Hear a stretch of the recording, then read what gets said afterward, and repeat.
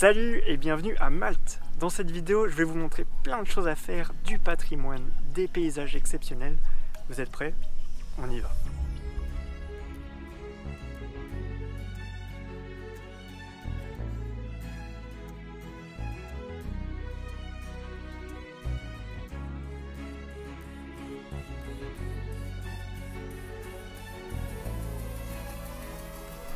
Et on va commencer par la ville La Valette, qui est la capitale de Malte. Et il y a tellement de choses à faire ici que je vais faire une vidéo entièrement dédiée à cette ville. Donc si tu n'es pas abonné à ma chaîne, c'est le bon moment pour le faire. La toute première chose à faire dans cette toute petite capitale est de flâner dans ses rues pour découvrir son architecture majestueuse. Parmi ces incontournables, on découvrira la cathédrale Saint-Jean, la fontaine du Triton, puis le palais des grands maîtres, et bien d'autres surprises.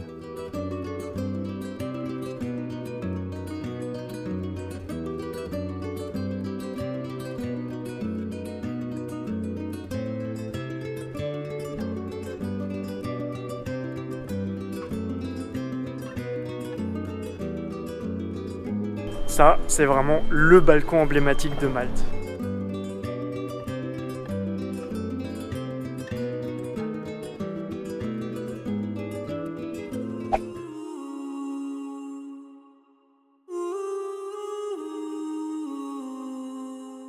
Et voici la fameuse Blue Lagoon qui se trouve sur l'île de Comino, et on l'appelle ainsi car, comme tu peux voir, l'eau est toute noire. J'ai eu une chirurgie il y a une semaine.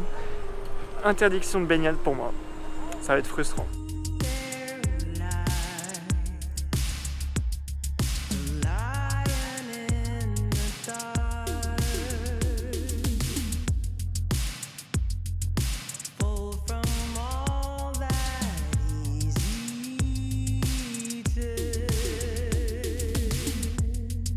Le meilleur moyen de se rendre sur l'île de Comino, c'est de partir de Gozo. C'est beaucoup plus rapide et il y a des ferries qui partent régulièrement et c'est moins cher aussi. Et le meilleur conseil que je puisse vous donner, c'est aller le plus tôt possible sur l'île de Comino car il y a beaucoup de monde. Là aujourd'hui on s'est réveillé à 5h30, ça fait mal, mais au moins on va pouvoir bien en profiter. S'il y a vraiment beaucoup trop de monde, vous pouvez aussi aller vous réfugier vers la baie de Santa Maria qui se trouve à 30 minutes de marche. C'est un endroit beaucoup plus calme, même si l'eau est moins belle.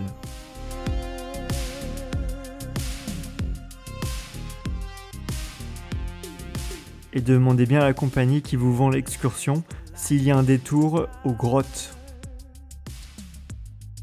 Alors Malte se situe sur un point stratégique de la mer Méditerranée, entre la Sicile et la Tunisie. Elle a toujours suscité les convoitises. D'ailleurs, c'est ce qui fait tout son charme car elle a été influencée par une variété de civilisations, à commencer dès la préhistoire, puis par les Carthaginois, les Romains, les Arabes, les Normands, plus tard les troupes françaises napoléoniennes et la Grande-Bretagne.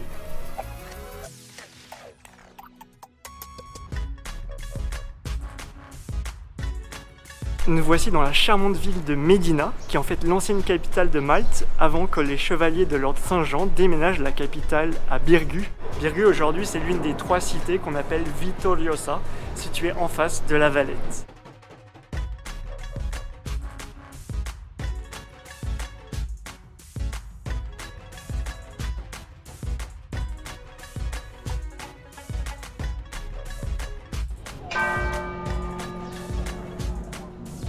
Dans l'enceinte de la forteresse, ne passe surtout pas à côté de l'église Saint-Paul, construite à la toute fin du XVIIe siècle par l'architecte Lorenzo Gaffa. Par contre, le prix du ticket d'entrée est vraiment abusé. Le sublime palais Villéna abrite le musée d'histoire naturelle de Malte. Il y a aussi l'église carmélite. La porte principale fut construite par un ingénieur militaire français, Charles-François de Mondion, sous l'occupation des troupes napoléoniennes.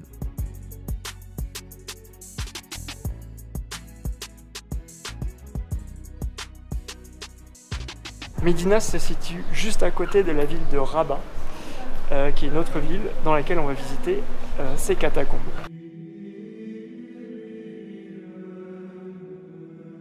Il fait bon de s'y balader pour trouver un peu de fraîcheur. Ces catacombes furent utilisées jusqu'au 8e siècle pour abriter des cimetières romains. Elles constituent la preuve la plus ancienne de l'existence du christianisme sur l'île de Malte. Elles avaient une capacité d'accueil de 1000 corps qui étaient stockés dans les différentes chambres funéraires. Et apparemment, le vrai Saint Paul serait venu sur l'archipel de Malte pour s'y réfugier.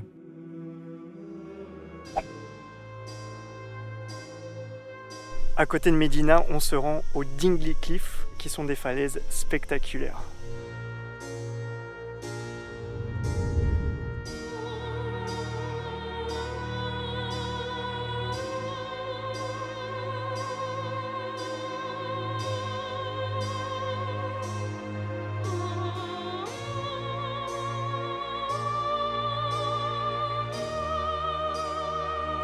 Alors nous, on a décidé de rester dans le quartier de Floriana, qui est un excellent emplacement pour se trouver proche du terminal des bus et en même temps proche de La Valette. Normalement, le plus confortable, ça serait de louer une voiture pour être libre dans tes déplacements.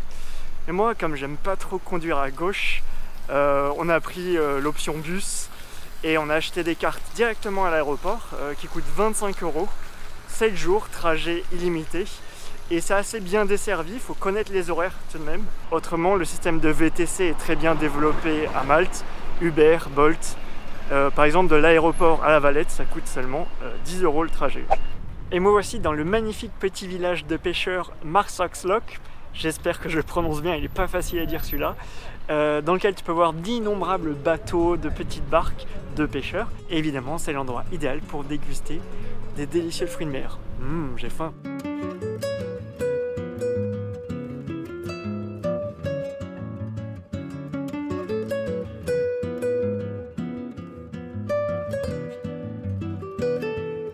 Un endroit assez pittoresque sur l'île, c'est les St. Peter's Pool. Et pour y accéder, c'est à quelques minutes en bateau depuis le village de pêcheurs.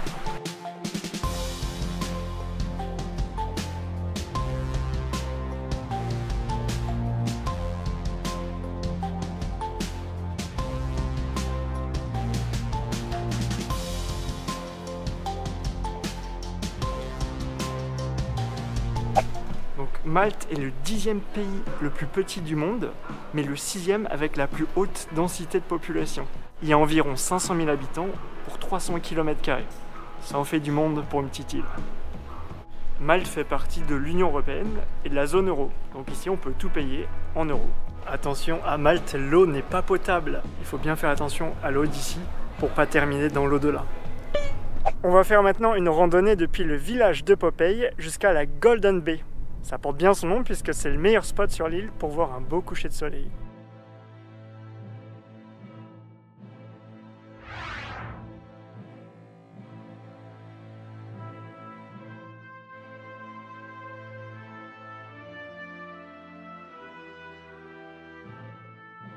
C'est vraiment une super randonnée, très agréable. Il n'y a pas un chat. Et regarde-moi ce paysage à couper le souffle. Ah si, il y a un chat.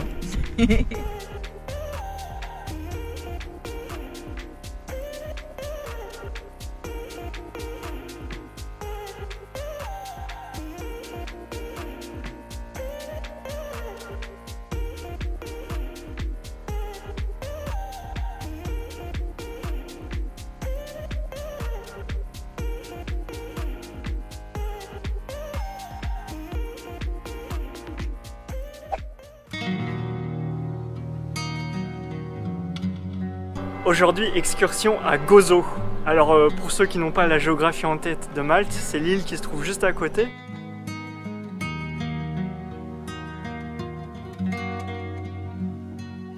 Ici on se trouve au niveau de la citadelle, on est au centre de l'île.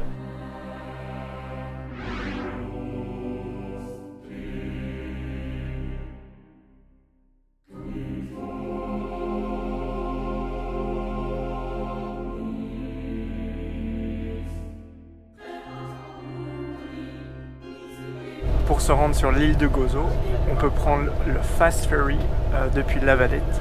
Ça met 45 minutes et ça coûte 7,50 € le ticket. J'ai fait des kilomètres pour voir des pierres empilées. Alors dit comme ça fait pas rêver. Mais en fait, derrière moi se trouve l'un des plus anciens monuments au monde encore visible. Ça a 5600 ans. Voici le temple de Gigantia, classé au patrimoine mondial de l'UNESCO.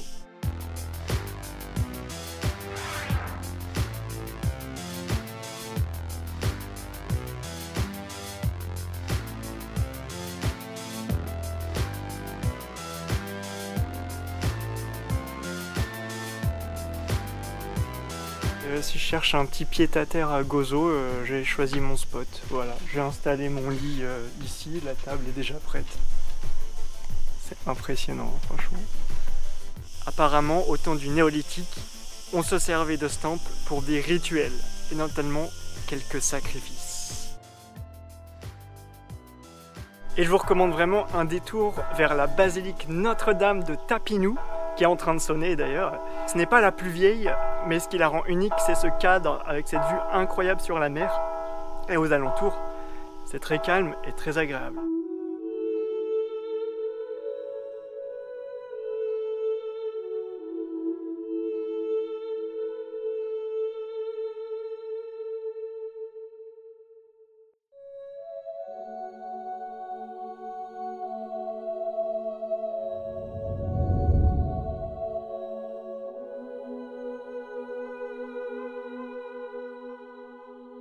Moi, ce que je vous recommanderais vraiment, ça serait de rester au moins une nuit sur Gozo parce qu'il y a quand même beaucoup de choses à faire.